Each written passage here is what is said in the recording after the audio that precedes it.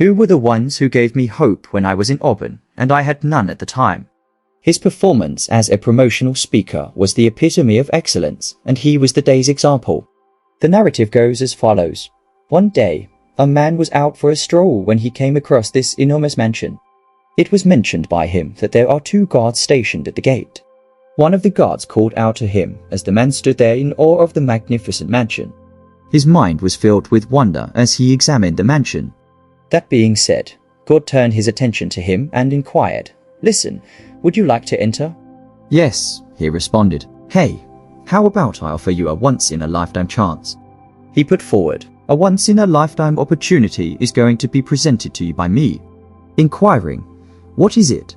He spoke up. After that, he issued the command to go get the size of the cut that was possible.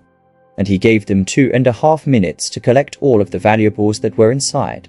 To begin to comprehend the wealth that once resided there, my dear brother, you can only begin to imagine the pearls, diamonds, gold, and silver that were there. It's almost as if you went and won the lottery, one in whom he could have confidence. It was the largest cut that could have been obtained. Upon entering the building, he proceeded. He was informed by the men, "All right, you have a total of 2.5 minutes. On the other hand, I failed to remember something, and I consequently failed to mention it to you. Do you take note of the artwork that is displayed on the walls?" In response, he said no, as far as he is concerned, neither looking at them nor touching them is under the rules. For your own safety, please refrain from touching or looking at these pictures. These are not allowed to be owned by anyone. Anything that you desire is available to you. The loot, also known as the precious metal. The entire scene that is currently in front of us. There will be no touching or looking allowed. "No problem," was his response. This statement was made by either the man or the guard. You mentioned that you started just approximately 2.5 minutes ago. Who do you think approached him, in your opinion? At least, he conveyed that information to me.